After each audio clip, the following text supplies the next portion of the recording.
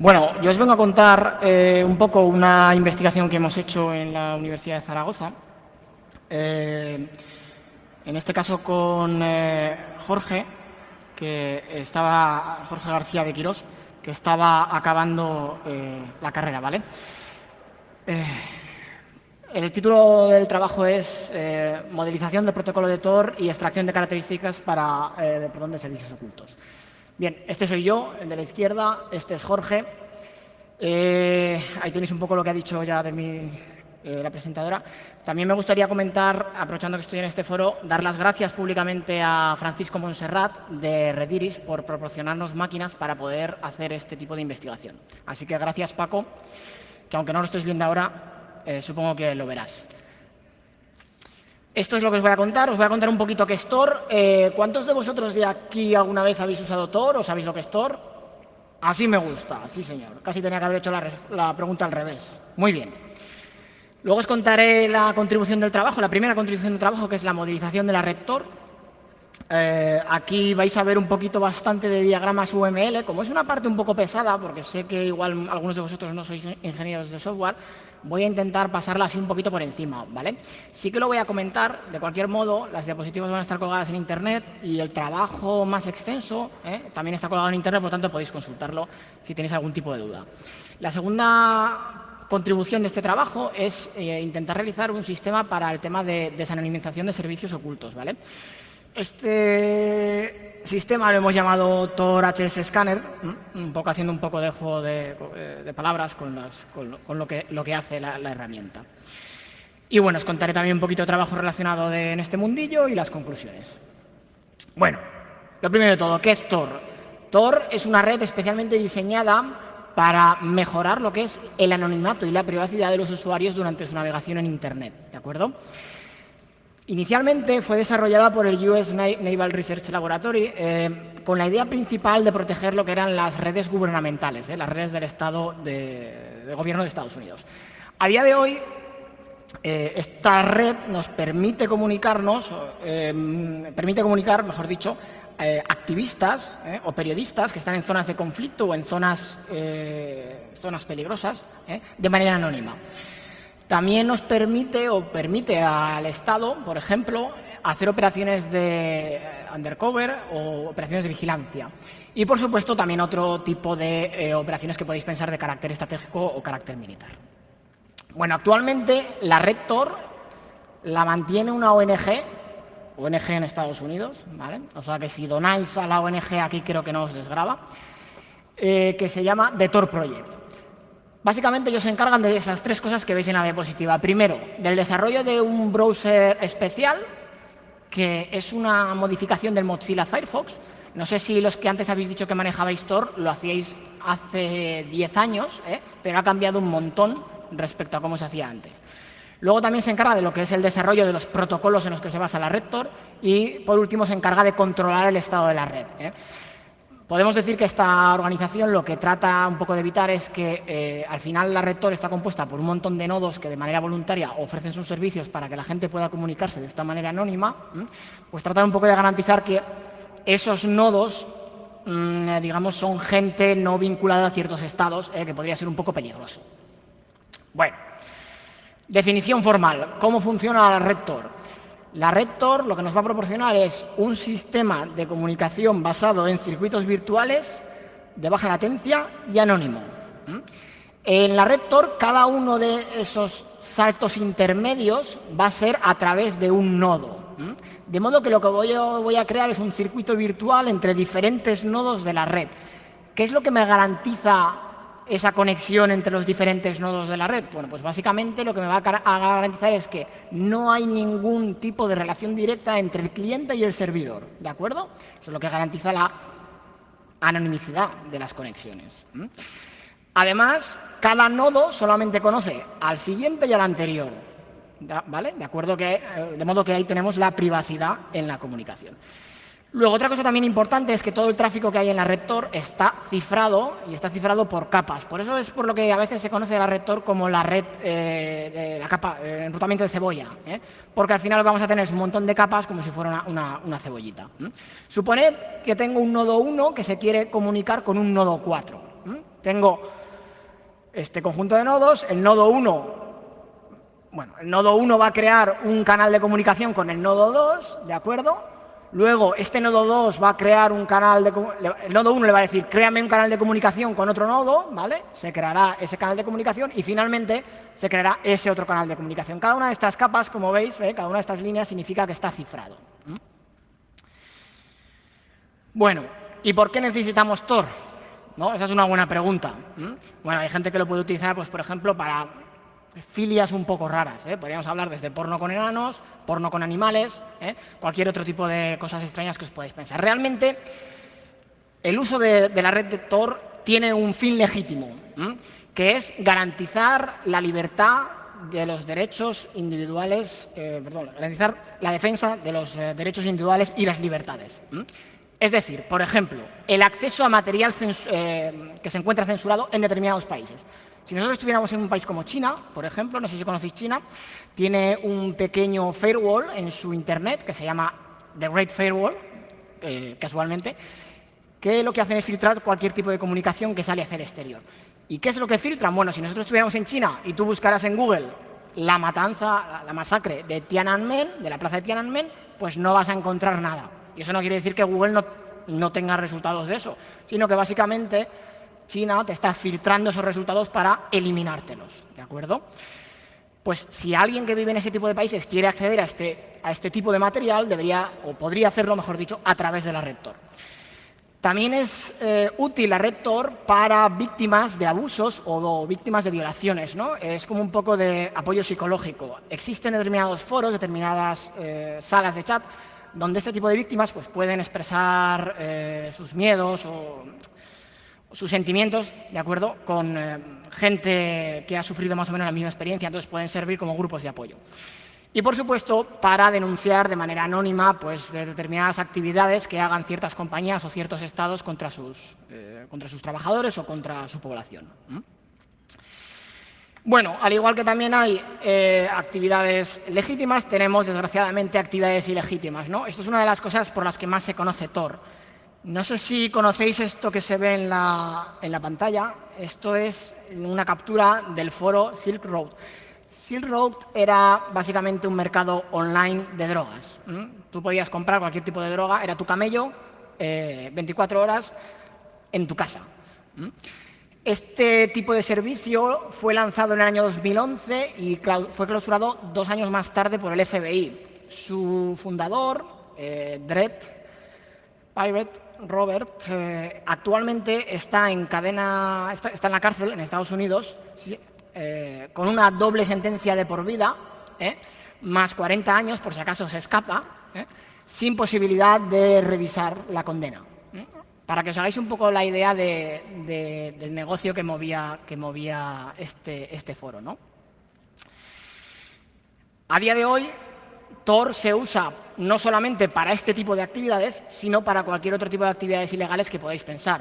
Venta de armas, pornografía infantil, contratación de sicarios, etc. Bueno, bien, no podía pasar esta oportunidad de cascaros la fotografía del iceberg. Quiero contaros, o la charla, os voy a contar qué es un servicio oculto. Un servicio oculto es, imaginaos, Google, pero que solamente podéis acceder a Google a través de la red Tor. Pues eso es un servicio oculto. Es un tipo de servidor web únicamente accesible a través de la red Tor. Esto me garantiza un doble ciego. Me garantiza que yo no sé de dónde está ese servidor web, no sé dónde se encuentra. No puedo decir, como un servidor normal, que tú tienes la IP y dices, pues está en China, pues está en Corea, pues está en Alemania o donde sea. ¿Vale? No puedo saber dónde está el servidor, ni puedo saber quién está accediendo al servidor, porque está yendo a través de Tor, ¿de acuerdo? Es la ventaja de los servicios ocultos. Los servicios ocultos es cualquier tipo de dirección que podéis ver en Internet que acaba en .onion. Esta dirección se reconoció oficialmente por la IANA, que es la agencia que se encarga de asignar direcciones en Internet, en 2015. Para que os hagáis una idea, actualmente, si visitáis esa página web, la de Metrics, de Tor Project, ahí tenéis las estadísticas diarias del uso de la red Tor. Actualmente, decía, la red Tor está compuesta pues, por 6.500 nodos, que no está mal. Hay más o menos, hasta la fecha, 2 millones de usuarios únicos y hay una media de 115.000 servicios ocultos. O sea, hay una media de 115.000 servicios por ahí que están ofreciendo cosas que no sabemos qué son, ¿vale? La imagen del iceberg, por cierto, pues era para explicaros un poco, ¿no?, lo que es la web visible, que es lo que todo el mundo conocemos, o la mayor parte de la gente conoce. La deep web, que es toda aquella web que no está indexada por buscadores, ¿eh? Y, por otro lado, la dark web, que es toda aquella red, todos aquellos servicios que únicamente son accesibles a través de la red Tor. Bueno. Para que os hagáis otra idea, he cogido esta imagen de Internet del año 2015, donde nos mostraba pues, un poco la media diaria de usuarios por países. Pues como veis, hay mucha gente en Estados Unidos que lo usa, mucha gente en Alemania, en Francia. Hay por ahí artículos de investigación que han analizado el contenido de los servicios ocultos con un poco más de detalle, sobre todo cogiendo direcciones de correo y tal. Y bueno, pues casualmente todos estos países que aparecen más grandes, ¿no?, son las direcciones que más se encuentran por ahí. De universidades también. El top 10 de usuarios, pues ahí lo tenemos: Estados Unidos, Alemania, Arabia Saudí Emiratos Árabes, Rusia, Francia, Ucrania, etc. ¿Vale? Bueno, bien, vamos a empezar a hablar un poquito del tema de la modelización para que no me vaya yo de tiempo. Lo primero de todo, comentaros que hay un montón de trabajos en investigación que se han dedicado a analizar los que son los aspectos de privacidad o aspectos de anonimicidad en Tor. Podéis ver todos esos trabajos en esa URL. Ahí tenéis todos y cada uno de los trabajos que se han publicado sobre Tor a nivel académico. Sin embargo, cuando yo planteé este trabajo, cuando se lo planteé a Jorge, básicamente la idea era decir, joder, tenemos la red Tor, que sabemos más o menos todo el mundo cómo funciona, pero cuando tú te dedicas a leer las especificaciones tienes un pequeño problema. Y el pequeño problema es que es todo texto. Estamos hablando de 20 ficheros de texto en formato old school, podríamos decir, es decir, formato RFC. No hay ninguna imagen, no hay nada.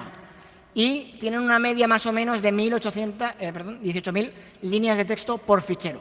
Claro, tú ahora imagínate que tienes 20 ficheros de estos, ¿no?, que cada uno además especifica diferentes partes de la red Tor. Normalmente, nosotros lo que hemos hecho aquí es decir protocolo Tor, pero cuando yo digo protocolo Tor estoy englobando a todos los protocolos que hay por debajo. Cada una de las partes que usa Tor para comunicarse, pues para establecer circuitos, para establecer un punto de cita, para establecer un servicio oculto, cada una de esas partes es un protocolo independiente, pero al final englobamos todo mediante por el nombre protocolo Tor. Decía, imaginaos la dificultad de enfrentarse a este tipo de ficheros y decir, bueno, vamos a entender Tor. Pues esto es una tarea hercúlea, ¿no?, podríamos decir, es una tarea complicada. Esta era un poco la idea de este trabajo. No encontramos ningún otro trabajo que se haya dedicado a hacer la formalización del protocolo a nivel de UML. Yo vengo de la parte semiformal de ingeniería del software, montando diagramas con UML. Entonces no había ningún trabajo que hubiera hecho esto antes. Por eso nuestra contribución ha sido modelar el protocolo de Tor con diagramas UML. Bueno, y entonces os estaréis preguntando, joder, eso lo he visto yo en la carrera y no valía para nada. A ver, ¿quién de aquí piensa que UML no vale para nada? Habéis sido engañados, has sido engañado, lo sabes, Víctor, has sido engañado. ¿Vale? UML es útil porque al final es un lenguaje que los ingenieros de software hablamos, ¿no? Esto, quiero decir, tú te puedes juntar con un chino, un ruso y un inglés, y si al final, por mucho que el chino hable mal inglés, el diagrama UML es estándar, por lo tanto, lo vamos a entender todos. Es como si dijéramos el inglés para los ingenieros de software. Además, nuestro objetivo de modelar el sistema con UML es muy claro. Una vez que yo tengo el diagrama UML, puedo intentar realizar algún tipo de verificación basada en modelos, para ver si existe algún problema de diseño en lo que es la implementación del protocolo. Ya os puedo decir que esto, a día de hoy, todavía no lo hemos hecho. Nos hemos quedado en la parte anterior, en el modelado, que es el primer paso para poder conseguir lo que es esta verificación basada en modelos. Esto que os estoy contando de verificación basada en modelos, ya lo hemos usado, en mi caso, lo hemos usado con el protocolo de Modbus, Y otra gente lo ha hecho ya con el protocolo de MV, que es el protocolo de las tarjetas de crédito. Quiero decir, esto no es nuevo. Si yo cojo y modelo el protocolo con algo que luego me permite hacer una verificación formal, voy a poder encontrar problemas de diseño. Y eso está bien. ¿De acuerdo? Bueno, más cositas. ¿Qué tipos de elementos tenemos en la red Tor? Lo primero que os voy a hablar es los tipos de nodos. Tenemos por ahí el primero, que es el Onion Proxy. Eso sería el cliente. Tú, en tu casa, lanzas el Tor Browser y te conviertes en un Onion Proxy. Luego tenemos el Onion Router, que es el elemento principal de la red Tor. Por defecto, la red Tor usa el puerto 9050 y este tipo de nodos, como decía, se mantienen por voluntarios. Dependiendo de cuál es tu posición en ese circuito virtual, se distinguen tres tipos de Onion Router, o tres tipos de nodos. Tenemos el nodo guarda, que es el primer nodo de entrada a la red Tor. Tenemos el nodo de salida, que es el nodo por el cual tú sales a la Internet normal o a lo que estés buscando. Y luego tenemos el middle node, que es cualquiera de los nodos que están en medio. Por otro lado, tenemos otro tipo de nodo, que son los servicios ocultos, que es lo que os contaba antes. Cualquier tipo de servicio que esté únicamente accesible a través de la red Tor. Bien, luego fijaos que los Onion Router se van a dividir en un subconjunto de nodos, ¿no? Eso de que tenéis ahí es un diagrama de clases, por cierto. Bueno, tenemos por otro lado, nodos directorio. Un nodo directorio es aquel que me va a permitir obtener el estado de la red, el actual estado de la red. Luego tenemos los nodos de autoridad. Bueno, un nodo de autoridad, realmente muy poquitos, como veis, únicamente hay 10, que además los escogen la organización, me faltaría ahí una N. Son los que se encargan en realidad de mantener el estado de la red, de elaborar el estado de la red. Digamos que los nodos directorio obtienen información de cuál es el estado y luego esa información la van a tratar los nodos autoridad y van a decir, bueno, pues la red es así. ¿Qué más tenemos por ahí? El introduction point, que es un punto de introducción, y el rendezvous, que es un punto nodo de encuentro de cita. Estos nodos son especiales y tienen sentido cuando estamos hablando de un servicio oculto. Su trabajo va a ser permitir que un cliente se conecte a un servicio oculto. Luego tenemos por ahí los bridge o nodos puente. Los nodos puente van a ser un tipo especial de nodo. Podríamos decir que es un nodo guarda, pero que no se encuentra listado. ¿Qué sucede? Los nodos por los cuales tú entras a la red Tor son públicos y están en una lista. ¿Vale? Entonces, si yo soy un agente Estado, yo soy China y quiero que mis usuarios no entren a la red Tor, ¿qué hago?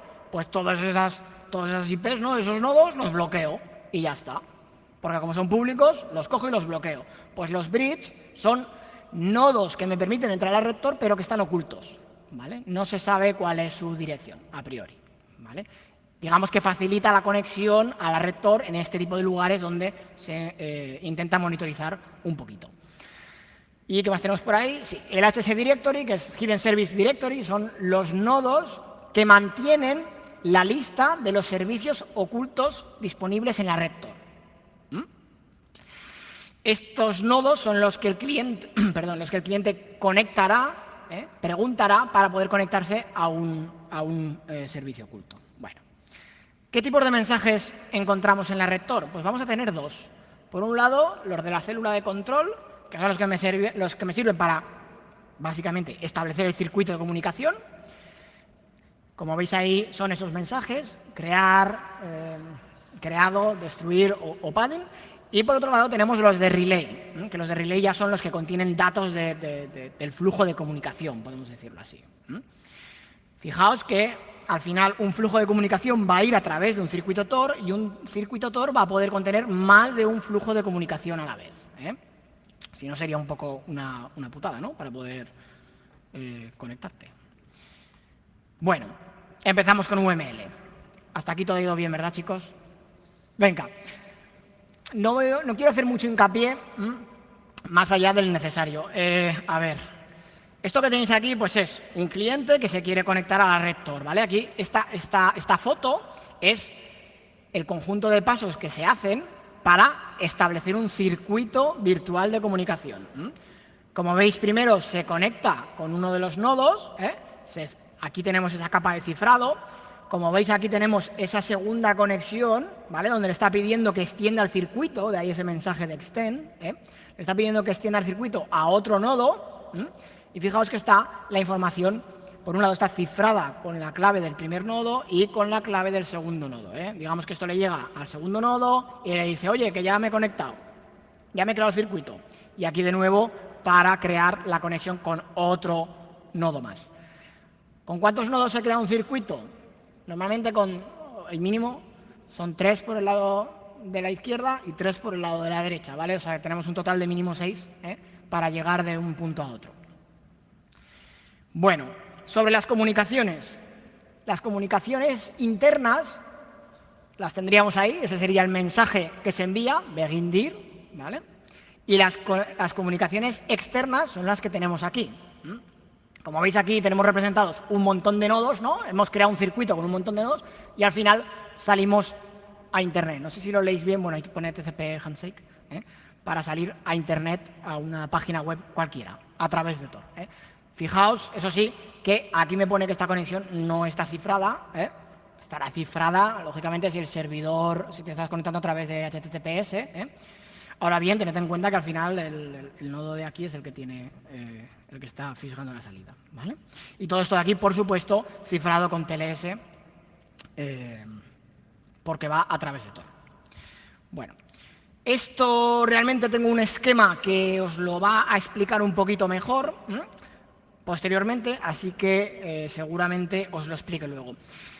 Me está contando con diagramas UML cómo se establece, cómo se anuncia, perdón, un servicio oculto. Un servicio oculto al final lo que va a hacer es crear un circuito y decirle, seleccionar un conjunto de puntos de introducción y decirle a un servidor directorio de servicios ocultos cuáles son todos y cada uno de esos puntos de introducción que él ha escogido, de forma aleatoria.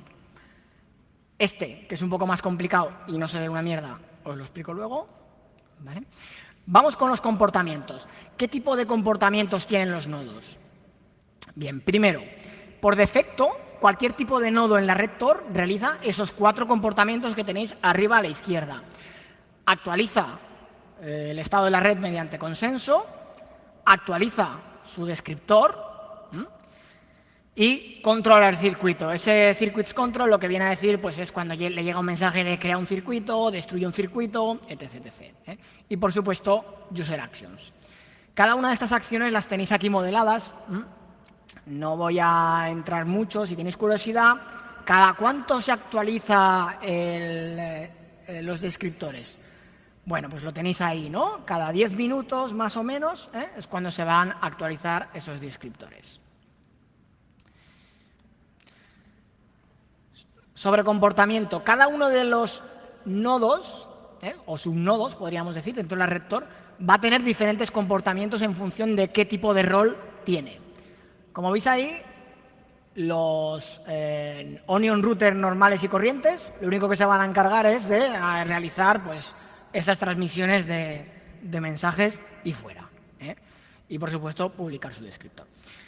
Los nodos de autorización tienen unas poquitas más tareas, y los nodos directorios, como veis, también tienen unas poquitas más tareas.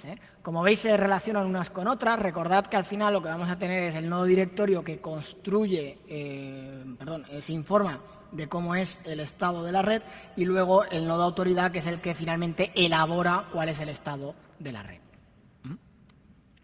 Bueno, vamos a la parte de desanonimización y os cuento un poquito. ¿Aquí qué es lo que hemos hecho? Pues lo que hemos hecho es diseñar un sistema automático para acceder a servicios ocultos dentro de la red Tor con el objetivo de capturar cierta información de ellos e intentar desanonimizarlos. Os cuento así un poco en detalle. Hemos recuperado unas 1.800 casi direcciones de servicios ocultos y de estas que hemos recogido y que hemos conseguido conectar, ese 1.796 son direcciones a las que hemos conseguido conectar, hemos conseguido vincular estos servicios ocultos a 346 dispositivos que están alcanzables en la web visible, características similares. Esto no quiere decir, primero, Esto no quiere decir que hayamos descubierto 346 servicios ocultos, ¿de acuerdo? Quiere decir que hemos encontrado servicios disponibles en la web normal que presentan características que son similares a otros servicios que se prestan por servicios ocultos en la red Tor, ¿vale? Pero que no es lo mismo, ¿me entendéis lo que estoy diciendo? Esto es importante, ¿eh? Bueno, además de eso, como hemos accedido a todos y cada uno de estos servicios, lo que hemos hecho ha sido intentar categorizar un poco el contenido de los servicios, ¿eh? Para ello, bueno, ya lo contaré luego, hemos hecho un análisis basado en simplemente conteo de palabras. Os puedo decir que nuestras gráficas lo que muestran es que hay muchos que hablan de criptomonedas, ¿no? Bitcoin, Ethereum, etcétera, de drogas y de contenido sexual. ¿Vale? En contenido sexual, pues ahí hemos abarcado todo, ¿eh? Desde pornografía, pederastía, quiero decir, el espectro es amplio. Bueno, una cosa antes de continuar, para que nadie me detenga, consideraciones éticas. El sistema que hemos hecho es automático. Todo el contenido lo hemos recuperado de manera automática y lo hemos almacenado en una base de datos. Hemos recogido principalmente texto. O sea, simplemente nos hemos conectado al servicio oculto, hemos cogido el HTML de la página principal y lo hemos almacenado. Punto. Solo texto. Las fotos no. ¿Vale? O sea, no hemos visto nada ni hemos hecho nada que pudiera ser delictivo, vamos a decirlo así, ¿no? O que nos hubiera podido ocasionar algún tipo de problemas. Bueno, decía antes que me había saltado una diapositiva, me la he saltado a posta porque os lo quería explicar con esto, que yo creo que gráficamente, a pesar de que los diagramas UML, como hemos dicho, son estándares, a veces una imagen vale más que 1000 palabras, ¿no? Una imagen de este tipo, no tan de software, es casi mejor. Bueno, fijaos, tenemos a la izquierda un usuario, ¿de acuerdo? Y a la derecha un servicio oculto. Y en medio pues tenemos una serie de routers, Cada uno de estos routers están representando nodos dentro de la red Tor y fijaos que tienen un rol determinado. El primero es un directorio de servicios ocultos, el del medio es un nodo de punto de introducción y el de abajo, RP-Node, es un nodo de encuentro de citas, un rendezvous de estos point. Perdona por mi francés, pero 4 años de francés no han valido para nada. Bueno, ¿cómo funciona entonces la conexión a un servicio oculto? Lo primero que va a suceder es que el servicio oculto va a escoger una serie de nodos aleatoriamente dentro de la red Tor, ¿no? Una serie de esos nodos que están por ahí, de esos 6.500 nodos, va a escoger una serie de nodos y los va a nombrar puntos de introducción, ¿no? Ese será el primer paso. Dice, tú has sido el escogido, vas a ser mi punto de introducción. Una vez ha recopilado esos puntos de introducción, se los va a mandar al directorio de servicios ocultos. Le va a decir, oye, mira, soy este servicio oculto. Si alguien te pregunta por mí, mis puntos de introducción son estos de aquí. Venga, hasta aquí bien, ¿no? El usuario quiere visitar su porno de enanos y entonces va a su dirección de Onion, mete un chorizo. No sé si alguna vez habéis visto una dirección de Onion, no lo habéis visto nunca. Suele ser un chorizo de base hexadecimal, No me acuerdo cuántos caracteres, pero bueno, vamos a suponer entre 64 y 80 caracteres, de letras y números. Bueno, mete su dirección .onion y esto ¿qué es lo que va a suceder? Que por ahí se va a redirigir su petición a un directorio de servicios ocultos que le va a decir quiénes son los nodos de introducción. Siempre me pasa igual, me he saltado un paso, pero bueno. Le dice, oye, me quiero conectar a este servicio oculto y además quiero encontrarme aquí. Ese es el RP-Node. El cliente va a escoger de ese conjunto de nodos, un conjunto de nodos de punto de cita, en los cuales le está diciendo al servicio oculto dónde se quiere encontrar, ¿vale? Una vez que el HSDIR le dice cuál es el punto de introducción, le comunica esta información al IP-Node, que el IP-Node se lo comunica al Hidden Service. ¿Y qué ocurre entonces? Que el Hidden Service establece un circuito con el punto de introducción de cita y a partir de ahí se produce la comunicación entre el servicio oculto y el cliente. Cada una de estas flechas que estáis viendo en la pantalla significa un circuito Tor, no es una conexión directa, es un circuito virtual a través de Tor, ¿de acuerdo? ¿Lo habéis entendido? ¿Más o menos? Venga. Bueno, os cuento un poquito cómo es entonces el esquema que hemos diseñado. Tenemos por ahí una máquina, que es ese Onion Proxy, que se está conectando a la red Tor y está recopilando direcciones, bueno, voy a ponerlo así, eso es, que se está conectando a las direcciones .onion y está recopilando todas y cada una de las páginas principales de estos servicios. Básicamente es un crawler diseñado en C, que lo que hace es pues, estar ahí, lo alimentamos con unas direcciones de .onion, se va a las direcciones de .onion, intenta establecer una conexión HTTP y HTTPS, y si tiene éxito, coge el HTML y nos lo guardamos en una base de datos que la tenéis ahí. Esa es una parte del sistema, la parte de recolección de direcciones .onion. La segunda parte del sistema es la parte de desanonimización. En la parte de desanonimización lo que hemos hecho ha sido todas y cada una de esas características que conseguíamos mediante las conexiones HTTP o HTTPS, pues toda la información que me proporcionan a mí unas cabeceras de HTTP, todos esos metadatos, que si el lenguaje, bueno, toda la información que me da un servidor en las cabeceras, ¿vale? En el caso del HTTPS, por ejemplo, pues temas de certificado, ¿no? Podríamos decir, el fingerprint del SSL, las fechas del certificado, etc, etc, etc. Bueno, toda esa información la hemos contrastado con la información disponible en la base de datos de Sodan. ¿Conocéis Sodan, no? Sodan, para el que no lo conozca, básicamente es un mega ordenador que está ahí conectado, escuchando todo el Internet, y tiene información de cualquier IP accesible en Internet, en el rango IPv4. Una vez, bueno, por cierto, para consultar esa información hemos diseñado un algoritmo voraz para poder encontrar similitudes. Una vez hemos intentado desanonimizar, la tercera pata, es el tema de la categorización. Ese HTML que habíamos cogido, esa página principal que habíamos cogido de todos y cada uno de esos servicios, lo hemos intentado categorizar. Para ello hemos definido diferentes categorías. Por ahora solamente 4. Drogas, contenido sexual, criptomonedas y terrorismo. Para cada una de estas categorías lo que hemos hecho ha sido definir un conjunto de keywords, un conjunto de palabras clave. Por ejemplo, pues en el caso de las drogas, marihuana, speed, LSD, yo qué sé, todo este tipo de drogas, ¿no? En el caso de terrorismo, pues yihad, IED, explosive, bomb. Y luego, cada uno de esos HTML intentábamos ver si entraban dentro de alguna categoría en concreto. Realmente lo que nosotros hacíamos aquí era un conteo de palabras mondo y lirondo, que esto realmente pues, es un poco feo, ¿no? Porque se podía haber mejorado bastante. Entonces, bueno, estos resultados habría que cogerlos un poco así con pinzas, pero bueno, ¿por qué? Porque básicamente, imaginaos que yo tengo un servicio oculto en Internet que tiene un montón de enlaces a páginas de Bitcoin y yo me dedico, pues yo qué sé, a otra cosa, ¿vale? Pero tengo enlaces a otras páginas que se dedican a Bitcoins.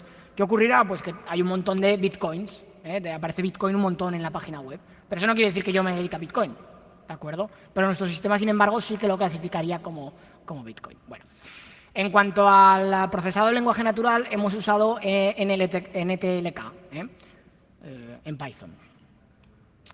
Bueno, sobre los experimentos, os cuento un poco. Os decía, el sistema de recolección de direcciones Onion ha capturado 17.328 direcciones Onion. Más o menos eso es un 15% de las que se reconocen como oficiales. De estas direcciones, solamente hemos conseguido establecer conexión HTTP o HTTPS con 1.796. Para establecer una conexión, nosotros poníamos un timeout, un tiempo de 30 segundos. ¿Vale? ¿Qué es lo que sucede? Que realmente los servicios ocultos puedes configurarlos de diferentes maneras. Tú puedes poner un Apache normal como servicio oculto o puedes poner un Apache que solamente puedan entrar determinados usuarios con una determinada contraseña. Claro, pues ahí nosotros ya no podemos entrar, ¿vale? O con una determinada clave de cifrado, una determinada un determinado certificado. Ahí nosotros tampoco podemos conectar, ¿de acuerdo? Otro también de los problemas que existen es que los servicios ocultos suelen cambiar mucho de dirección. O sea, una de las cosas que no hemos hecho, que otros investigadores han hecho y que será nuestro siguiente paso, seguramente, es hacer screenshots de esa pantalla inicial, con el objetivo luego de intentar hacer matching, ¿no?, de diferentes nombres de dominio con el mismo contenido, Porque como muchos servicios ocultos se dedican a temas ilegales, pues lo que sucede es que van cambiando mucho de dirección. ¿De acuerdo? Bien. Resultados de desanonimización los tenéis aquí. Hemos conseguido acotar un 30% de esas direcciones a 10 dispositivos o menos. Esto no quiere decir lo que os decía antes, fijaos, aparece ahí un 19,3 de dispositivos acotados a un único dispositivo. Eso no quiere decir que ese servidor esté efectivamente proporcionando ese servicio oculto. Porque puede ser, yo qué sé, que hayamos cogido el lenguaje del servidor y el timestamp. Pues anda que no hay servicios en Internet que puedan tener esa misma información. ¿Vale? Pero bueno, sí que hemos encontrado algunos casos de éxito que os los contaré ahora. Respecto al tema de la clasificación de contenidos, este es la gráfica de sitios por categoría. Como veis, criptomonedas, drogas y contenido sexual, lo que más. Terrorismo, lo que menos. En cuanto a los idiomas, ya que teníamos el índice y podíamos jugar un poco, pues también hemos intentado analizar los idiomas de los servicios ocultos. El problema es que, bueno, solamente hay 55 lenguajes soportados por NTLK y hemos detectado 28 lenguajes diferentes. El más común, como podéis ver, el inglés. ¿De acuerdo? El español está por ahí. Tenemos 25 servicios ocultos por ahí. Os decía, algunos casos de éxito, por si tenéis un poco de curiosidad. Un ejemplo de desanonimización. Aquí tenéis a la izquierda el servicio normal proveído en Internet, ¿vale?, en un servidor, y a la derecha un servicio oculto, que fijaos que es de la misma compañía. No se esconden mucho, ¿de acuerdo? No se esconden mucho, ¿vale? Pero esto es un resultado que nuestro sistema nos ha dado. Nos ha dicho, hostia, mira, este servicio oculto está en este servidor. Lo chequeamos y efectivamente, ¿no? Aquí aparece el nombre de la empresa, ¿vale? Seguramente esto es porque, pues, al final tendrán el mismo servidor sirviendo en diferentes redes, ¿no? Por la red Tor por un lado y por la red normal en otro. Este lo conocéis todos, supongo, o bueno, no deberíais de conocerlo, pero bueno.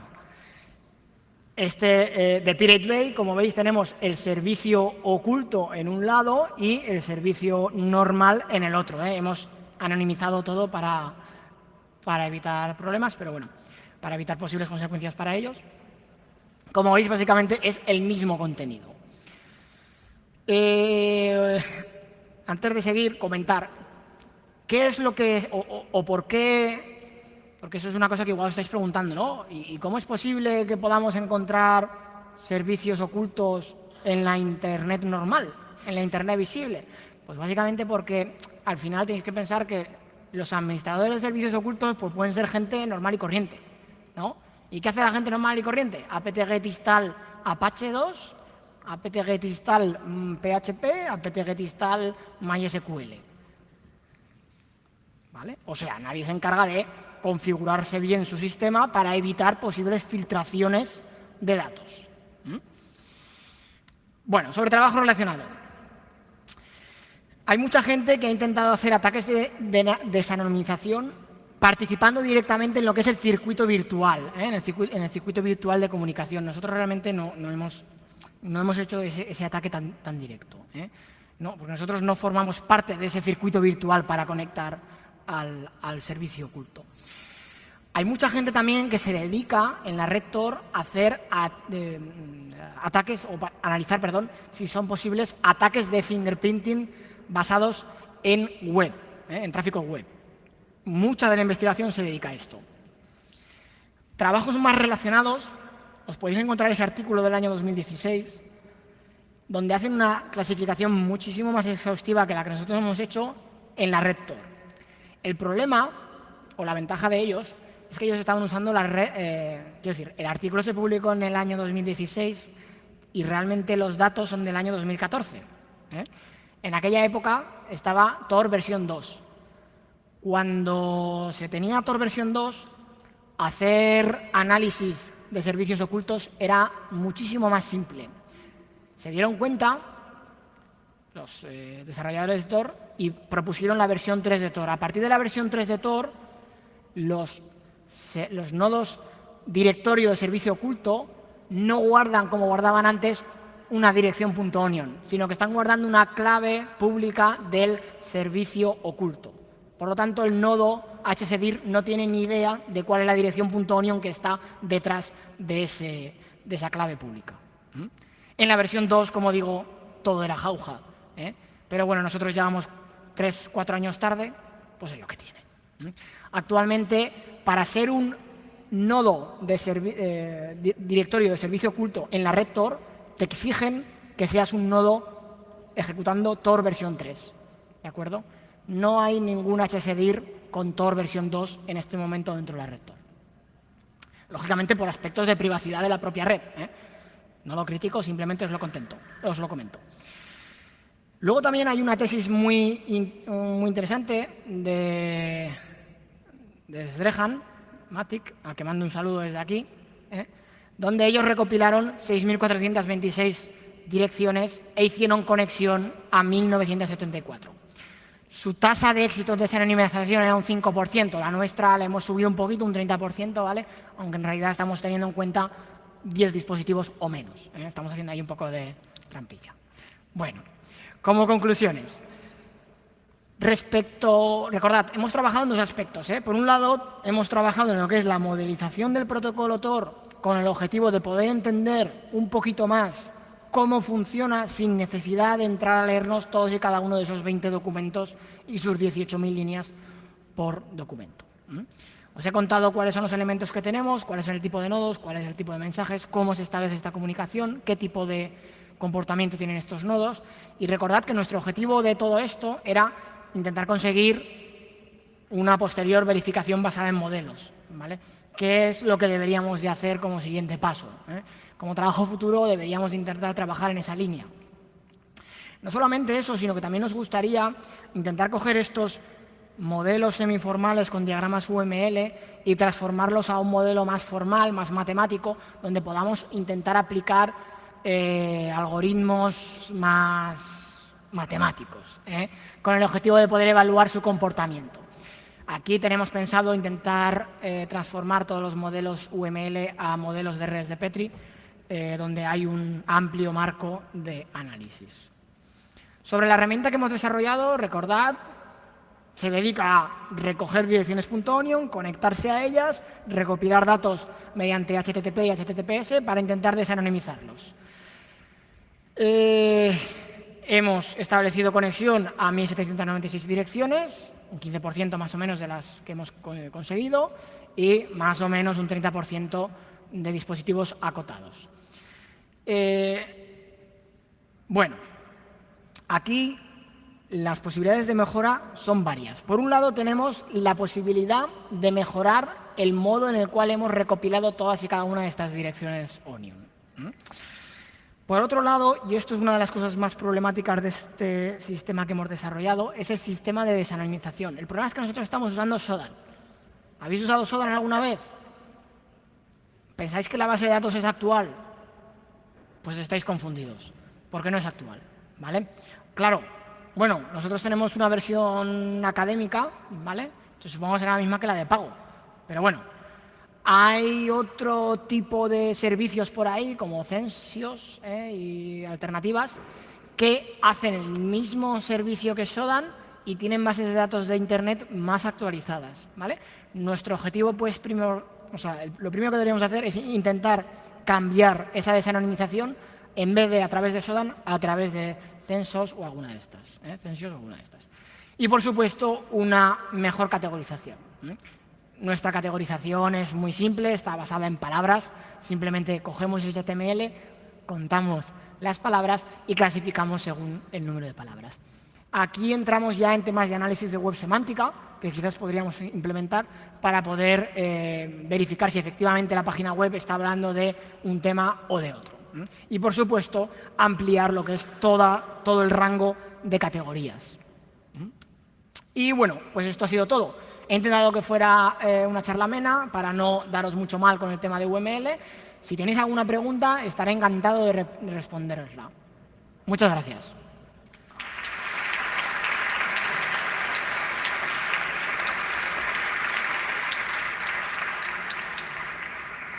Creo que tenemos tiempo para preguntas. Venga, no os cortéis. No veo. Ah. Espera. Si la pregunta va si vamos a liberar el código... ¿El UML qué es exactamente? No me ha quedado muy... Me está vacilando, ¿no? No he entendido muy bien qué es a lo que se refería.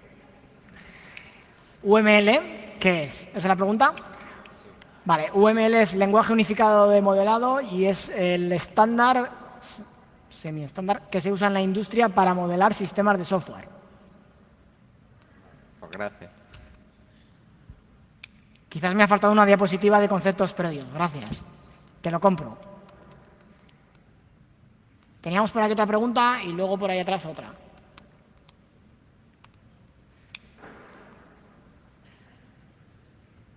Si estudias ingeniería en informática, sufrirás UML, no te preocupes.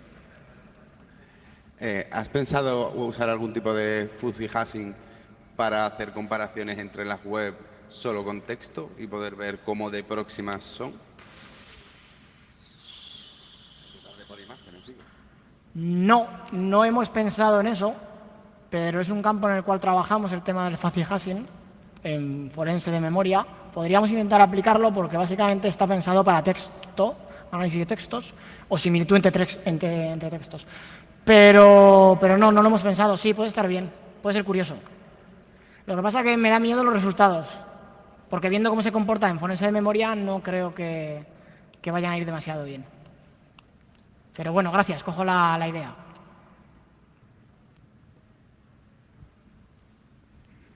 Mi pregunta es sobre los nodos. ¿Los nodos tú lo puedes hacer de manera invisible, que no sean rastreables a la hora de navegar por la deep web? ¿Que no sean? Rastreables, en plan, que sean invisibles, ¿sabes? Que salgan como si no existieran. ¿Sabes a lo que me refiero? Como si no estuviesen ahí esos nodos. O sea, como un nodo en el rector, pero que nadie sabe que está. Sí, pero... No, porque cualquier nodo en la rector tiene un descriptor que publica para que los demás sepan quién es y dónde está, digamos, para que todos los demás pudieran establecer comunicación a través de él. Entonces, el objetivo de tener nodos invisibles, exceptuando los nodos bridge, si quieres, que sí que serían invisibles, pero para que no puedan ser censurados, ¿vale? Pero... Y otra pregunta, ¿algún tipo de red social para lo que es establecer a lo mejor comunicación? Por ejemplo, la Deep Web, si quieres buscar, no sé, cualquier tipo de cosa, ¿nos recomienda alguna? ¿Una red social para? Para navegando, por ejemplo, no sé, tú quieres buscar, por ejemplo, información sobre, no sé, sobre el Estado, sobre algún tipo de apps, porque he visto en Internet alguna app y... No sé, no estoy como seguro, ¿sabes? No sé, no conozco redes sociales para eso, pero bueno, yo te diría, no sé, pues intenta usar algún servidor que no sea Google para encontrar determinados resultados o algo de eso.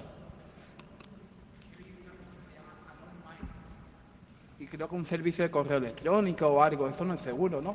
Ah, pero eso es para un proveedor de sí, eso es un proveedor de correo electrónico. ¿Pero es seguro? Bueno... No la conozco mucho, o sea, la conozco de nombre, pero no me entra en la cotidiana. Si yo, por ejemplo, metiese ahí, me podrían pillar mis datos fácilmente, ¿no? Quiero decir, no sé, usa ProtonMail, que es más conocido por la industria, aunque tiene determinados problemas, pero bueno, ProtonMail. ¿La IP de los nodos de salida de la red siempre son públicos ¿O son publicados por Tor Project o son descubiertos a medida que son descubiertos? Los nodos de salida, La IP de los nodos de salida.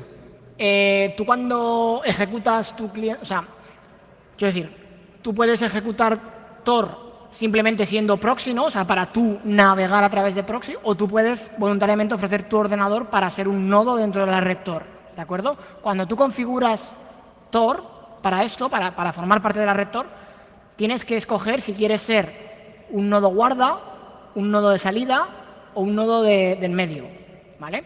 Problema, si tú quieres ser un nodo de salida, te puedes enfrentar a un montón de peticiones de abuso de un montón de compañías, ¿no? Y un montón de agentes estatales. ¿Por qué? Porque claro, al final todas las conexiones Tor van a acabar en ti y a través de tu IP van a salir conexiones a pues cosas raras, ¿no? Por ejemplo, hay determinado malware que puede usar Tor pues para mandar spam. Y entonces, ¿qué sucede? Que tu servidor sería clasificado como spammer. Eso no sucedió en la Universidad X, por ejemplo, porque estaba mal configurado. Por lo tanto, podemos decir que prácticamente son dinámicas y van cambiando a tiempo real. ¿Los? La IP de los nodos de salida. Claro, es que las IPs de nodo de salida, si tú sales al internet normal, alguien tiene que poner la cara. Y eso lo ponen los nodos de salida. O sea, si queréis formar parte de la red Tor, que os animo a ello, pensad bien en qué puesto queréis estar. Yo pensaba más en defenderte de la red Tor que en formar parte de la red Tor. Tienes que pensar en qué puesto del tren te gusta estar más, ¿no? Venga. ¿Alguna cosa más?